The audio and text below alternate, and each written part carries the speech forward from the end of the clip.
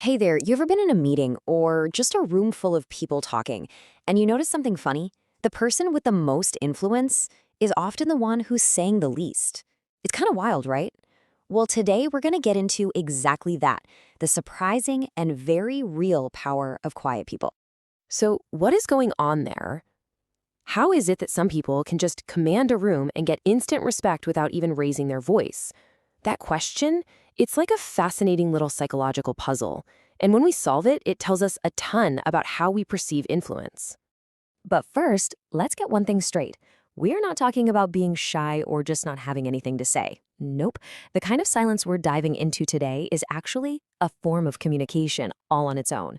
It's a choice, a style, and believe me, it has a huge effect on how people see you.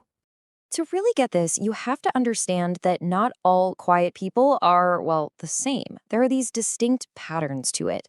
So let's meet a few of these archetypes, these silent types, to see what's really going on behind the quiet.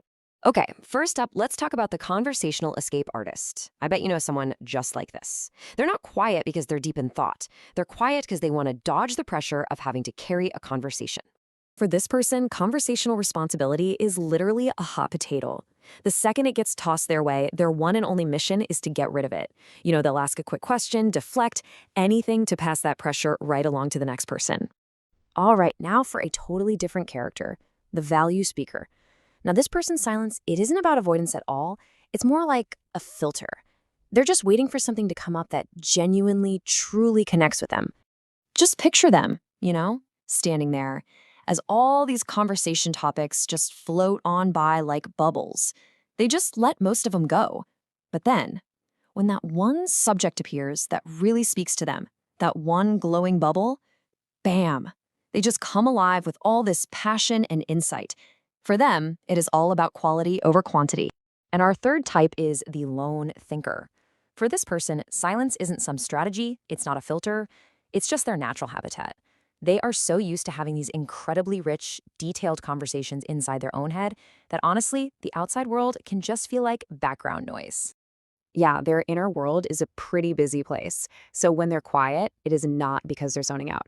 Not at all. They're actively processing, analyzing, thinking things through. For them, silence is just their default mode for thinking. And that brings us, finally, to the silent authority. This is the person we started with, the one whose quiet presence just seems to fill up a room and command respect, often before they've even said a word. And here's where the difference just becomes so clear. While our other types are avoiding or waiting or internalizing, which are all pretty passive, the silent authority is incredibly active in their silence. They're observing everything, they're deliberating on what it all means, and they're getting ready to make an impact. Their silence always has a purpose. So what is the secret then? How do they manage to turn silence into such a potent tool? Well, the answer really boils down to one single powerful idea: strategic communication. That's it. That's the core of their influence. It's this idea that every single word and every single moment of silence is used with intention to get a specific effect. So let's break down what that really means. First off, their words are chosen. A silent authority doesn't just blurt out whatever pops into their head. While everyone else is just filling the air with noise, they are listening, they're processing, and they are carefully selecting the perfect words for maximum impact. Every single one is hand-picked. Second, their words are rare. This is just basic economics, right? The principle of scarcity. When something is rare, its value just skyrockets. Because they don't talk all the time, when they finally do speak, everyone leans in. That scarcity makes what they say feel important. And what's the result of all that? Their words have weight.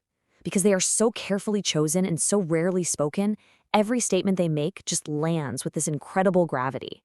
It's not about the volume of what they say, it's about the density. Their few words can literally shift the entire direction of a conversation. And this whole strategic approach, it works so well. It just naturally commands respect because people learn to actually wait for and value their input. And in a world of constant chatter, their calm deliberation just radiates stability and confidence. Now, there is a risk, of course. If you do it poorly, this same silence can come off as arrogant or like you're disengaged. The key is that their silence is always followed by a moment that creates a real deep impact. Okay, so now that we've met all these characters, let's turn the lens around for a second. Let's make this about you.